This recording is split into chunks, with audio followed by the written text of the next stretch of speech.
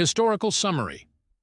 The Worthington Brewery was founded by William Worthington in the English Midlands town of Burton-upon-Trent in 1761.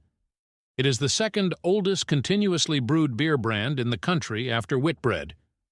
In 1927, the company merged with its main competitor, Bass Brewery.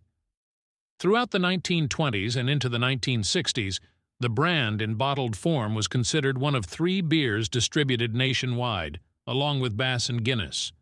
The Worthington brand was acquired from Bass by the American brewer Coors. The business development processes of the last century became the harbingers of modern marketing with its tactical tricks, powerful gimmicks, bizarre methods of influencing a potential client, and inventive advertising techniques. Take, for example, the history of the formation of one of the most popular types of outdoor advertising today, transport advertising. In particular, its most famous and spectacular manifestation is the Worthington bottle car, with an unusual body in the shape of a beer bottle, the neck of which extended along the hood to the radiator and was clogged with a crown cap. The first Worthington beer promotional car, based on the Spiker platform, was presented in 1906 at the British Beer Exhibition, where it created a real sensation. After the event, already in the status of a road star, the van went on a promotional tour of the cities and towns of the United Kingdom. So the bottle on wheels became the first not only in the garage of the Worthington Brewery, but also in the history of advertising. The brewery's idea to build a collection of bottle cars began to be realized after the First World War in 1919. After the presentation, Worthington has another Spiker bottle, and in 1921 the company's advertising service received 2 30-horsepower bottle cars, designed by German engineers from the Daimler Company Limited. The order cost the brewery £2,000. Is this too much? For reference, a 4-seater carriage in those days cost about £60. By the way, the appearance of the Daimler bottle car provoked a real boom in hybrids, advertising cars' teapots or vacuum cleaners, sausage cars, pickups with a beer mug instead of a trunk, pencils on wheels, wheelbarrows lighters, and motorcycles boots. The advantages of this type of advertising were obvious.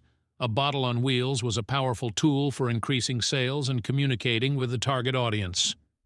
Such advertising was noticeable, memorable, and gave rise to a reason to talk about the product in society. By simply re-sticking the label on the side of a mobile bottle, it was possible to announce the release of new varieties of beer. The moving vehicle covered large areas and was visible to different age groups. Smart route planning allowed them to place information about their brand in places where people congregated the most. During World War II, most of the bottle cars were melted down for the needs of the Army. The Bass-Worthington fleet was reduced to 3 promotional cars. They met the end of hostilities in this composition and continued to travel until 1958 advertising beer. The cars no longer looked like new items, but like rarities. It should be noted that the police looked at the strange cars with distrust. Firstly, they no longer met the conditions of the new roads and rules.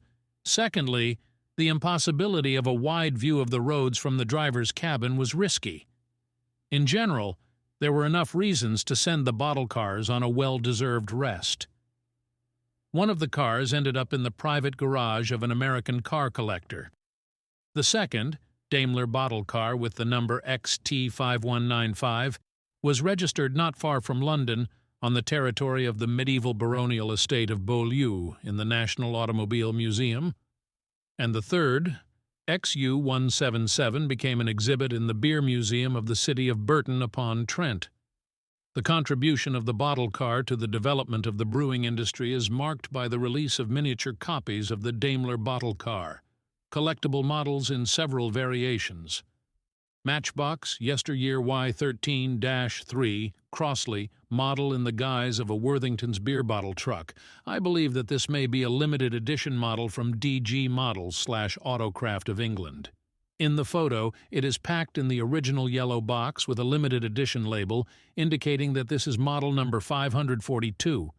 Visually, this type of model in yellow packaging differs from the maroon model by the presence of a logo on the bottle cap.